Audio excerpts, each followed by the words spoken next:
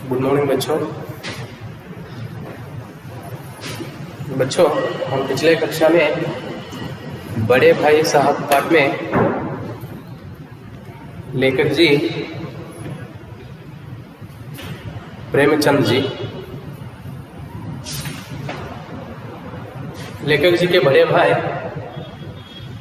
लेखक जी कक्षा में पास होने पर भी बड़े भाई उनको डांटते हैं।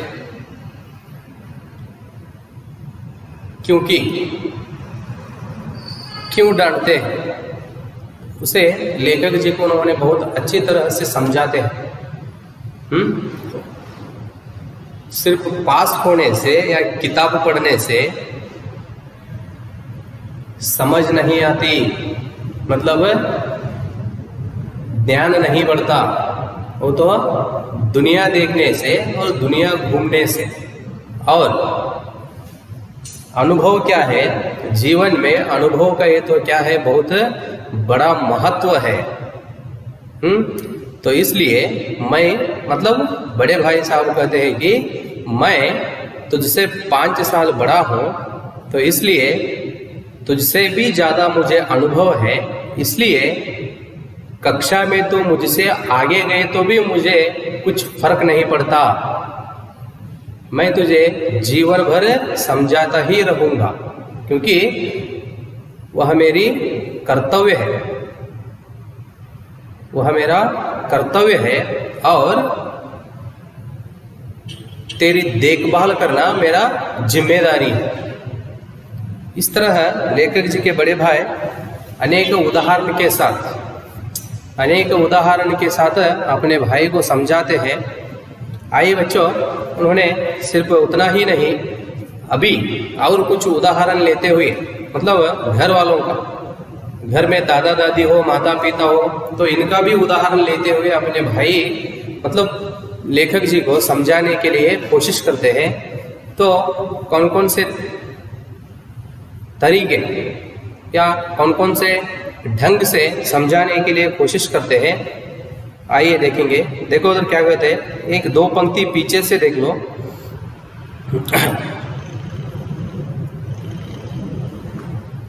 चाहे तुम एमए और डीफिल और डीलिट ही क्यों न हो जाओ, समझ किताब पढ़ने से नहीं आती, दुनिया देखने से आती है। कहते तो आगे वहां से, हमारी अम्मा ने कोई दर्जा नहीं पास किया, अम्मा मतलब माँ, दर्जा नहीं पास किया, और दादा भी शायद 5वीं-6ठी जमात के आगे नहीं गए। देख लो, घर में अपने दादा दादी का उदाहरण लेते हैं उन्होंने, ठीक है। क्या कहता है उन्होंने, अम्मा ने कोई दर्जा पास नहीं किया, तो उसी तरह दादा सिर्फ 5वीं या 6ठी कक्षा तक पाठशाला गए हैं, मतलब कक्षा में पढ़ाई किए हैं, जमात के आगे नहीं गए। लेकिन हम दोनों चाहे सारी दुनिया की विद्या पढ़ ले, अम्मा और दादा को हमें समझाने और सुधारने का अधिकार हमेशा रहेगा। देख लो, उन्होंने सिर्फ 5वीं या 6ठी कक्षा पास की है, मतलब वहां तक उन्होंने स्कूल गए हैं। अब क्या अब हमारी दुनिया चल रहे, अब हम पूरी दुनिया के बारे में समझ लिए तो भी, या हम बहुत बड़े बड़े कक्षा में पाठशाला गए तो भी, या बड़े बड़े कक्षा में हम पास किए तो भी, ठीक है, उन्हें हमेशा हमें समझाने का अधिकार अवश्य रहेगा। उन्होंने हमें हमेशा समझाते ही रहेगा। वह क्या है, उनका अधिकार है, उनको वह एक क्या है, बहुत बड़ा अधिकार है।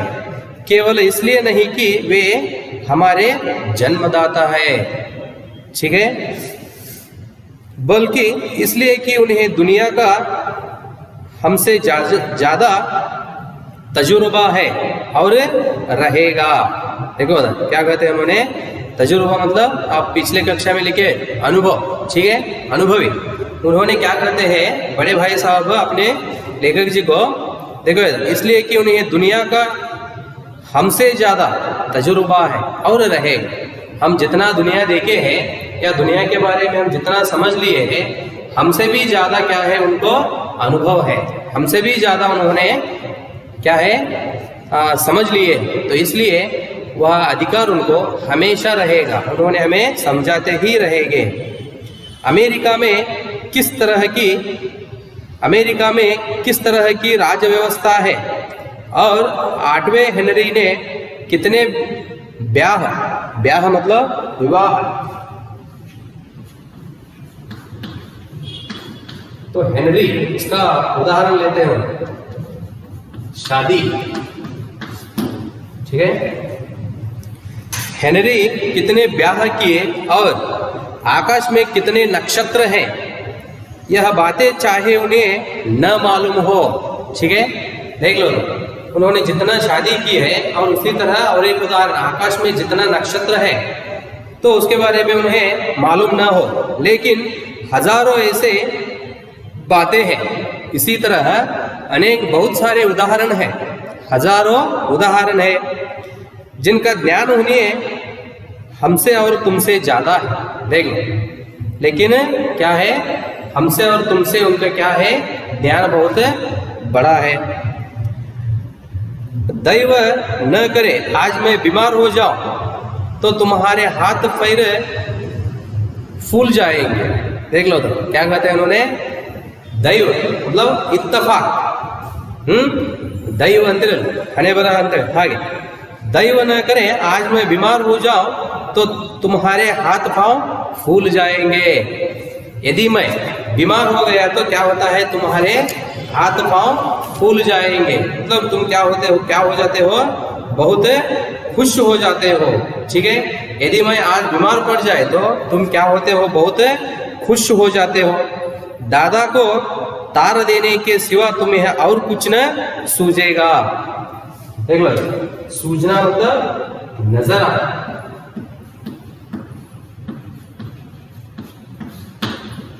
नजर आना। देख क्या कहते हैं बड़े भाई साहब, दादा दादी को या घर वालों को, तुझे घर वालों को क्या घर वालों को तो धोखा देने के अलावा तुझे और कुछ नजर न आएगा, ठीक है। तो क्या कर रहे, उनको धोखा दे रहे, ನೀನು ಅವರಿಗೆ ಮೋಸ ಮಾಡುತ್ತಿದ್ದೀಯಾ। लेकिन तुम्हारी जगह दादा हो तो किसी को तार न दे, न घबराए, न बदहवास हो। बदहवास मतलब बेहाल,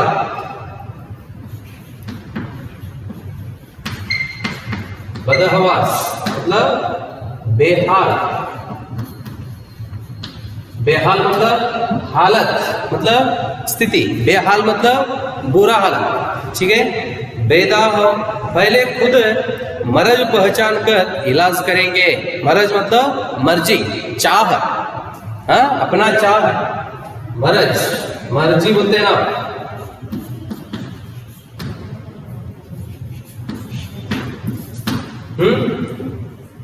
पहले खुद मर्ज पहचान कर इलाज करेंगे। इलाज मतलब ट्रीटमेंट। तो पहला मन में हमारी क्या इच्छाएं होते हैं, हाँ मन में क्या मतलब मर्जी, मर्ज, मन में क्या इच्छा है हम सोच कर क्या करना है, उसकी इलाज करना है, ट्रीटमेंट करना है, ठीक है। अब उदाहरण कहता हूँ, ठीक है। तो उसको शिक्षा के अलावा एक दूसरे काम पर उसे बहुत पसंद रहता या उसे उन्होंने बहुत प्यार करता रहता, ठीक है। उदाहरण कह रहा हूँ मैं, शिक्षा के अलावा उसे ड्राइविंग करने का बहुत पसंद लगता है।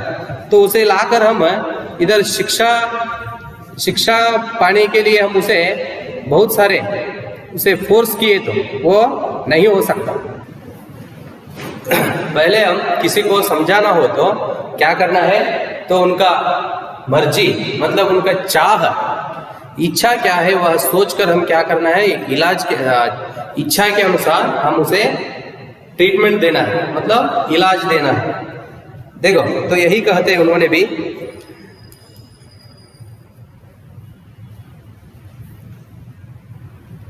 उसमें सफल न हुए तो किसी डॉक्टर को बुलाएंगे, ठीक है।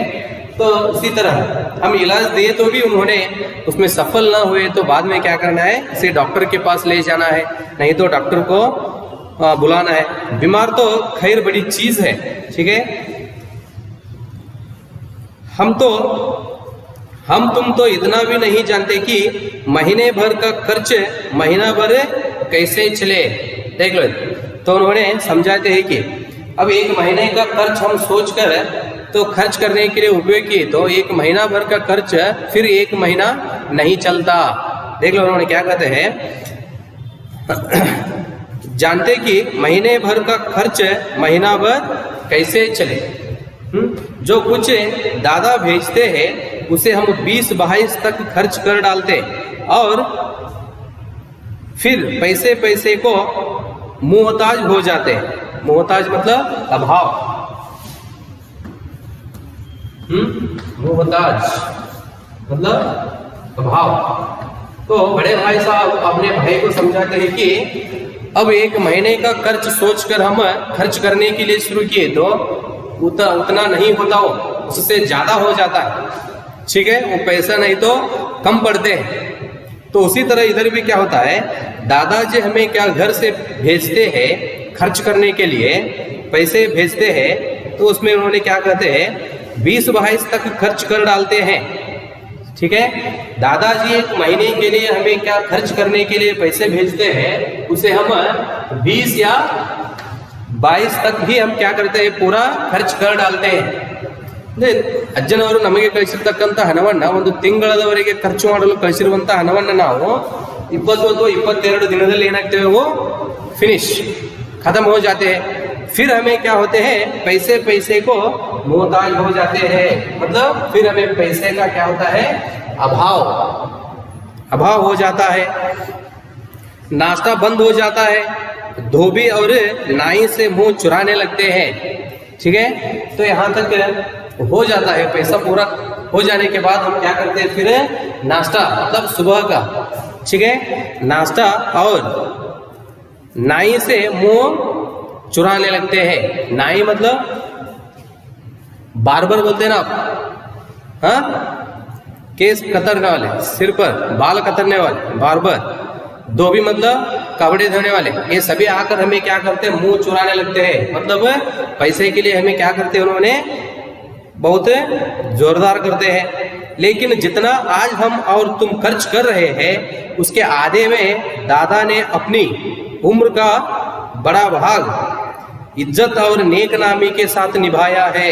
देख लो, तो बड़े भाई क्या कहते हैं, जितना अब हम खर्च कर रहे हैं, समझ में रहे ना, तो आदिकाल में लोगों का खर्च क्या था, तो बहुत कम था।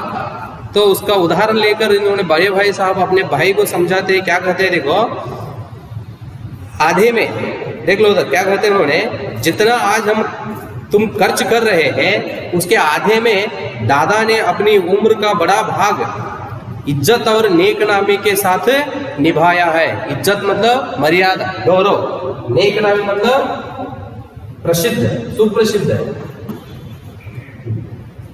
नेक नाम, नाम मतलब नाम, नेक मतलब अच्छा, ठीक है, अच्छी तरह से, नेक नामी मतलब सुप्रसिद्ध।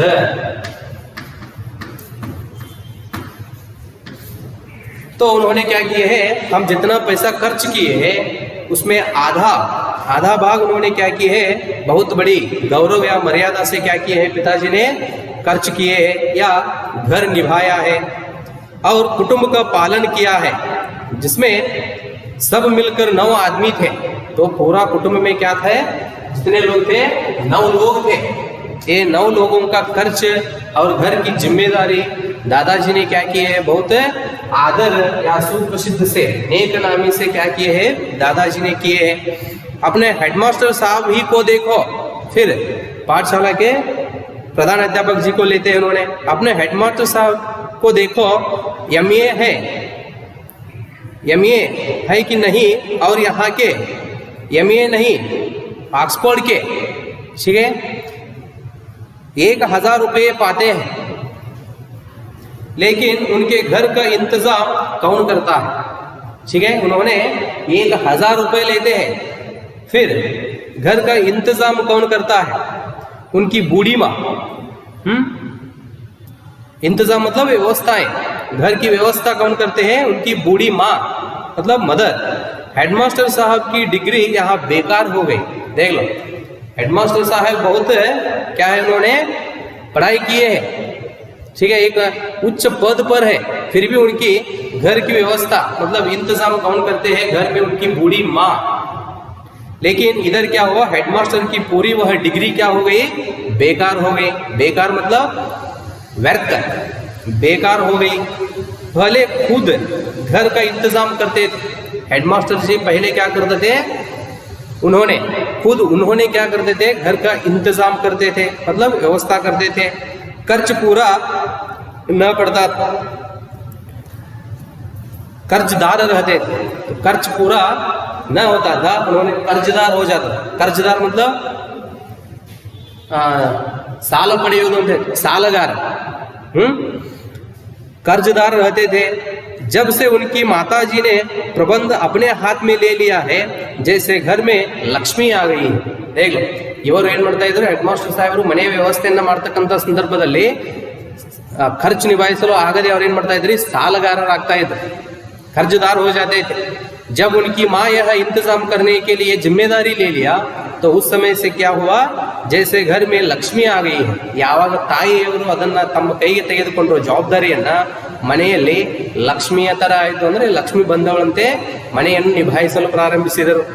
भाईजान, यह गरुड़ दिल से निकाल डालो कि तुम मेरे समीप आ गए हो और अब स्वतंत्र हो। देख लो, गरुड़ मतलब घमंड। भाई साहब को क्या करना है? मन में क्या वो घमंड है, तब गरुड़ है, मन से क्या करना है? तो निकाल देना है। कौन सा घमंड है वो? मैं भाई साहब के बराबर गया हूँ, मतलब दर्जे में, कक्षा में मैं स्वतंत्र हो गया हूँ। तो इस तरह मन में यह घमंड हो तो, ठीक है, या गरुड़ हो तो क्या करना है? तू मन से निकाल देना है। स्वतंत्र हो, मेरे देखते तुम बेहार न चलने पाएंगे। अगर बेराह मतलब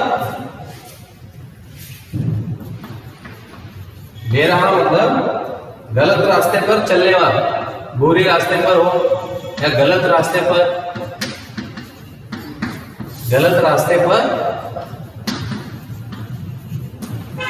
चलने वाला, ठीक है। तो बड़े भाई साहब समझाते हैं कि मुझे देखते ही तो गलत रास्ते पर चलने के लिए मैं नहीं छोड़ता। अगर तुम यो न मारोगे तो मैं थप्पड़ दिखाकर, ठीक है, इसका प्रयोग भी कर सकता हूं। मैं जानता हूं तुम्हें मेरी बातें जहर लग रही है। देख लो, तो मैं पहला क्या करता हूं? समझाता हूं, मतलब बोलता हूं। तो नहीं समझ लिया तो मैं क्या करता हूं? थप्पड़ देकर, मतलब तुझे मार देकर, ನಾನು ನಿನಗೆ ಹೊಡೆದು ಸಹ ಏನು ಮಾಡಬಹುದು? ಬುದ್ಧಿ ಹೇಳಬಹುದು। थप्पड़ दिखाकर इसका प्रयोग भी कर सकता हूँ। मैं जानता हूँ तुम्हें मेरी बातें जहर लग रही है।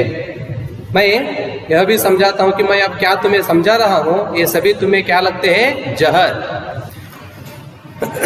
ये तो मैं तुझे जीवन के बारे में क्या ये महत्व समझा रहा हूँ, समझाता हूँ, ये तो तुझे कैसे लग रहे हैं? जहर की तरह। जहर मतलब कड़वा, विष। ನಾನು ಹೇಳುವುದು ನಿನಗೆ ಬಹಳ ಏನಾಗ್ತದೆ? ಕೆಟ್ಟದ್ದೆನಿಸುತ್ತದೆ ಅಂತ ಹೇಳ್ತಾರೆ। जहर लग रही है। मैं उनकी इस नई युक्ति से नतमस्तक हो गया। मुझे आज सचमुच अपनी लघुता का अनुभव हुआ और भाई साहब के प्रति मेरे दिल में श्रद्धा उत्पन्न हुई। मैंने सजल आंखों से कहा, हरगिज नहीं, आप जो कुछ फरमा रहे हैं वह बिल्कुल सच है और आपको उसके कहने का अधिकार है। देख लो, बड़े भाई साहब के सभी बातें सुनकर क्या हुए? लेखक जी के आंखों में आंसू बहने लगे। ಅಂದರೆ ತನ್ನ ಸಹೋದರನ ಮಾತುಗಳನ್ನು ಕೇಳಿ, ಆ ಜೀವನದ ಬಗ್ಗೆ ಅವರು ತಿಳಿಸುವಂತಹ ಮಹತ್ವವನ್ನು ಕೇಳಿ ಲೇಖಕರ ಕಣ್ಣಲ್ಲಿ ಏನಾಯ್ತು?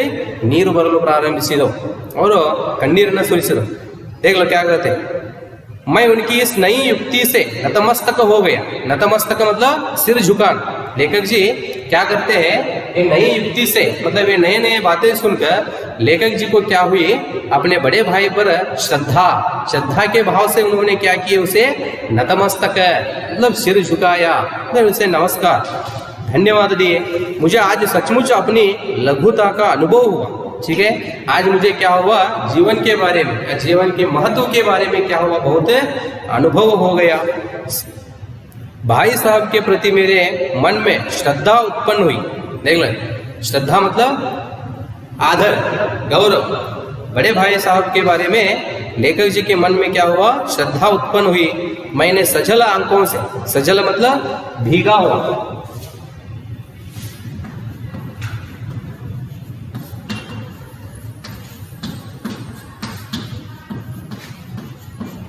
भीगा हो। ठीक है, तो इसका मतलब लेखक जी के आंखों में आंसू बहने लगे। सजल आंखों से कहा, अपने भाई से कहते हैं, बड़े भाई से, हरगिज नहीं, हरगिज मतलब बिल्कुल,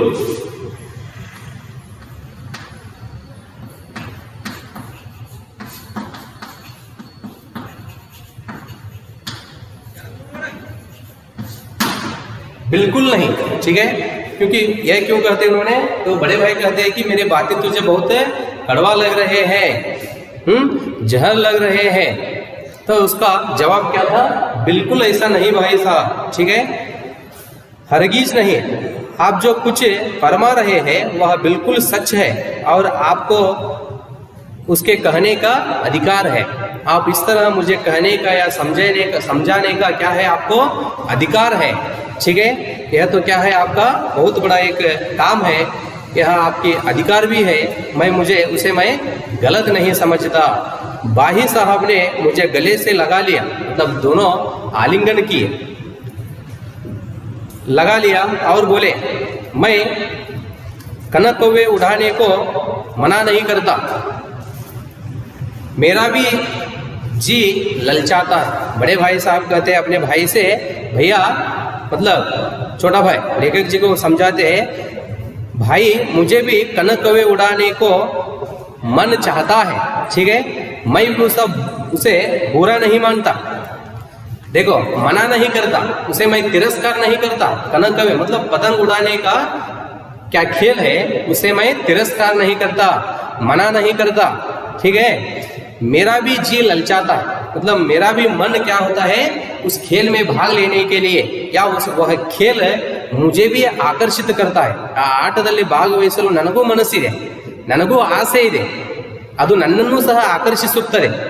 लेकिन करूँ क्या, खुद बेराह चलो, मतलब मैं क्या करूँ। ठीक है, मैं अपने आप उसमें भाग लिए तो मुझसे पहला उधर तू उपस्थित रहता है। बेराह मतलब गलत रास्ते पर चलने वाला। मैं बड़ा हूँ, तुझे समझाता हूँ, समझाने का अधिकार मुझे है। समझाने का छोड़कर मैं खुद उसमें भाग लिया तो वह क्या है, मेरा गलती है।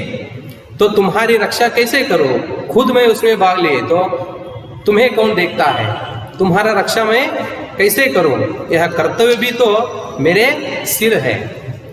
तुझे देखना या समझाना तेरी जिम्मेदारी भी क्या है, मेरे सिर पर है। मुझे वह एक बहुत बड़ा कर्तव्य हो गया है। संयोग से उसी वक्त एक कटा हुआ कनक कौवा हमारे ऊपर से गुजरा। मतलब इस तरह दोनों भाई बहुत खुशी से दोनों बातें कर रहे थे। तो उसी समय क्या हुआ, दोनों के सिर पर एक क्या हुआ, उधर कटा हुआ मतलब ಕಟ್ಟಾಗಿರ್ತಕ್ಕಂಥ ಹರಿದು ಹೋಗಿರ್ತಕ್ಕಂಥ फटा हुआ एक पतंग क्या हुआ उनके सिर से गुजरा, मतलब उधर से गया उन्होंने। उसकी डोर लटकी रही थी। लड़कों का एक गोल पीछे पूछे दौड़ा चला आता था। बहुत सारे लोग, वह पतंग क्या हुआ था, कनक कौवा हवा में उड़ रहा था फट कर, तो उसके पीछे क्या हुआ था, एक बहुत बालकों का एक समूह, लड़कों का एक समूह मतलब ग्रुप पीछे पीछे दौड़ रहा था। वे पीछे पीछे उस पतंग के पीछे या कनक कौवे के पीछे वे भाग रहे थे। भाई साहब लंबे है ही, मतलब ये बहुत हाइट मतलब लंबे थे। उन्होंने क्या किया, उछल कर उसकी डोर पकड़ ली। उछल कर मतलब जंप, छलांग, जंप करके उन्होंने क्या किया, उछल कर रस्सी उन्होंने क्या किया, डोर पकड़ ली, उसकी रस्सी पकड़ ली, ಅಂದರೆ ಜಂಪ್ ಮಾಡಿ ಏನು ಮಾಡಿದ್ರು, ಅಣ್ಣ ಅದರ ದಾರವನ್ನು ಹಿಡಿದುಕೊಂಡು और बेतहाश हॉस्टल की तरफ दौड़े। बेतहाश मतलब घबरा कर। उन्होंने क्या किए, उछल कर कि वह डोरी पकड़ ली, बेतहाश मतलब घबरा कर हॉस्टल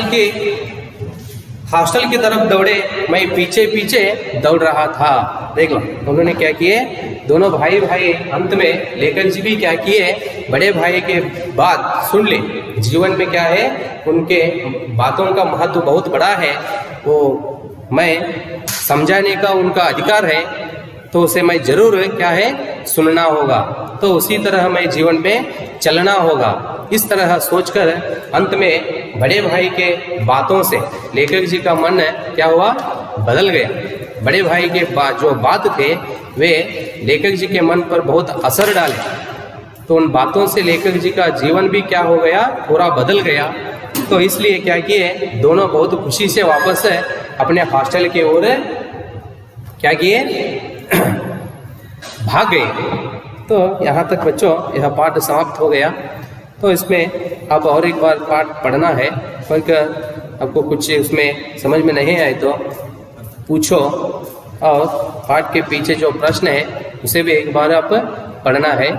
धन्यवाद।